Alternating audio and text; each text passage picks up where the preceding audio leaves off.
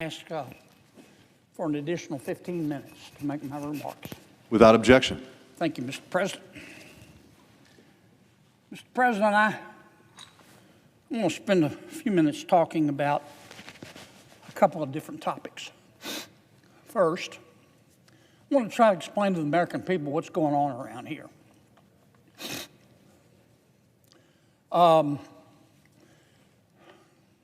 Some people are going to try to tell you, American people, that what we're engaged in is a rational discussion of how to use scarce taxpayer dollars to fund the Department of Homeland Security. Now, that's not true. Wish it were. The Department of Homeland Security is about to shut down. We don't know how to get it back open. What does that mean? It means ICE will be shut down. We've got some ideas about how to keep it operating. They have enough money. It means TSA will be shut down. They're not going to be paid. That'll impact airport travel. Coast Guard be shut down. FEMA, God help us if we have a natural disaster, it'll be shut down.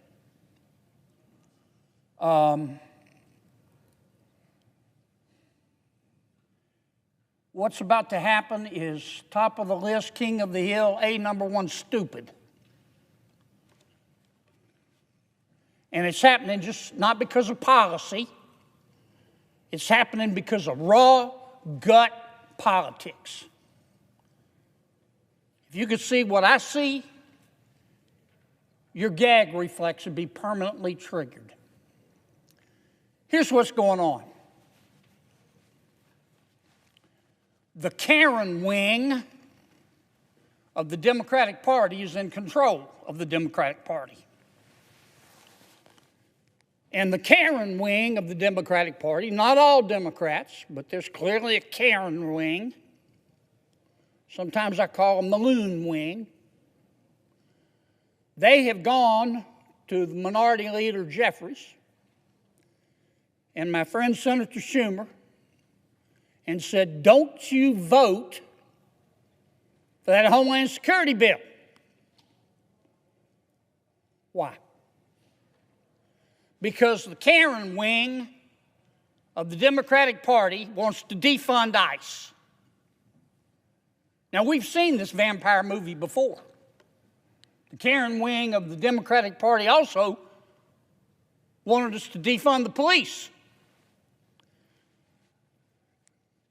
How'd that work out for us?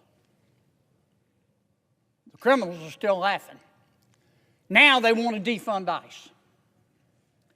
And Senator Schumer and Minority Leader Jeffries, two good men, they've made a bunch of unreasonable demands that no person with a brain above a single-cell organism would vote for.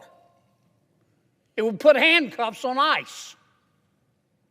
That's just a fact. And they know that. I'm not going to vote for them. Sure not going to vote for them with a gun to my head. Now, But I'll tell you the reality. We could go to Senator Schumer and the minority leader in the House and say, okay, we accept every one of your conditions. The Democrats still are not going to vote to keep DHS open. I mean, I don't blame Senator Schumer for trying, but he's kind of wandering around here like one of those Roombas. He looks like a man who's lost his luggage at the airport. I mean, he's making these demands, and if we accepted them, we're not, but if we did, he couldn't deliver the votes. Because nobody on my side of the aisle wants to defund ICE. And that's what this is all about. And some of my colleagues are trying to pretty it up. Lots of play acting. They might be a little late for getting their name in for the Academy Awards, but maybe next year.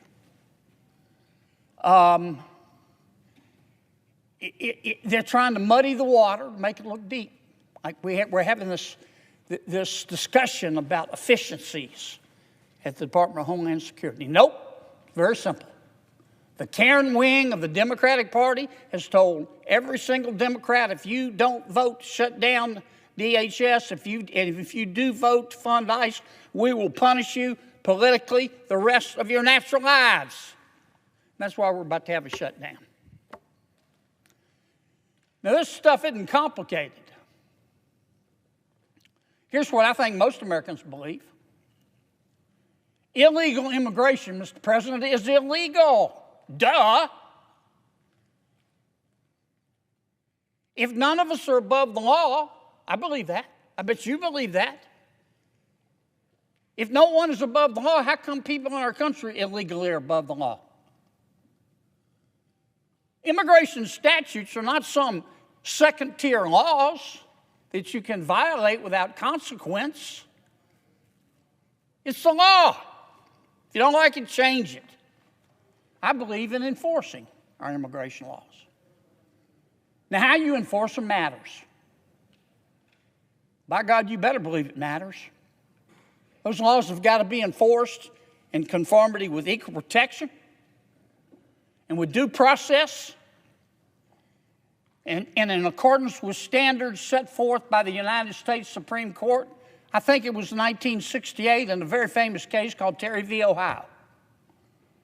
Cop can't stop you unless that cop has reasonable suspicion, not probable cause, reasonable suspicion to believe that you have committed, are committing, or is about to commit a crime. It's not subjective.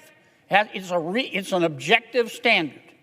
The Department of Homeland Security is on the brink of shutdown, and the Senate floor just turned into a political battlefield. In this powerful speech, a U.S. Senator lays out exactly why DHS funding is stalled, what it means for ICE, TSA, FEMA, and the Coast Guard, and why the fight over immigration enforcement is at the center of it all. Is this about budget efficiency or raw politics? What happens if DHS shuts down? And how does this impact border security, air travel, and national safety?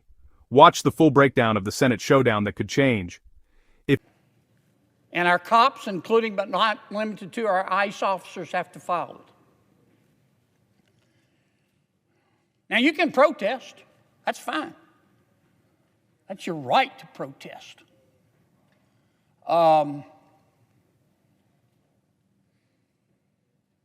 You don't have the right to protest violently. You don't have the right to harass an ICE officer. You don't have a right to spit in his face. You don't have a right to threaten his children. You don't have a right to get his home address and go to his house and try to harass his family.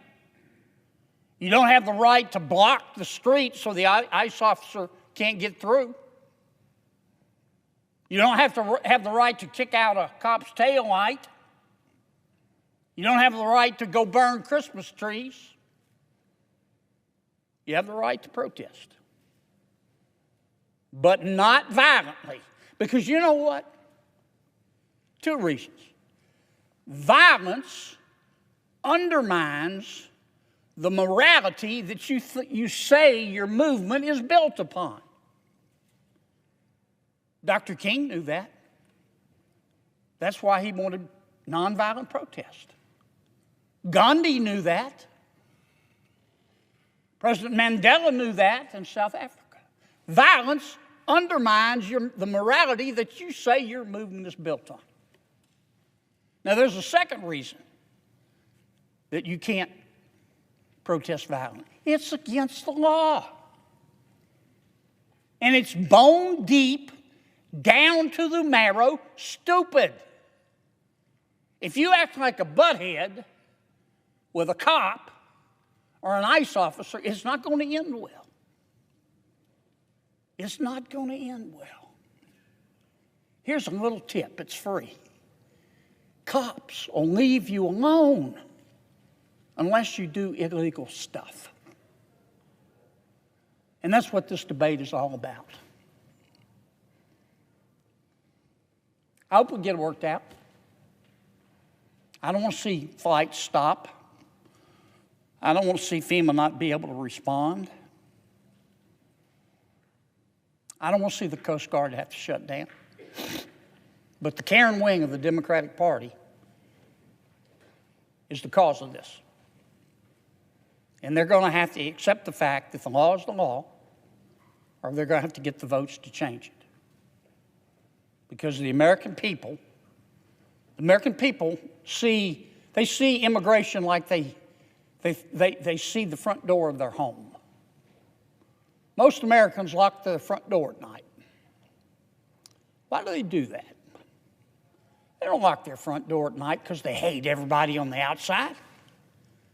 They lock the front door at night because they love the people on the inside. And they want to know who's coming into and out of their home. And that's the way the American people see our borders. Legal immigration, great.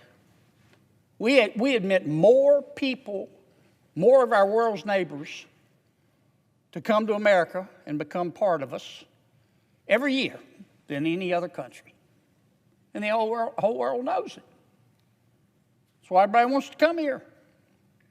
When's the last time you heard of somebody trying to sneak into China? I want to come here.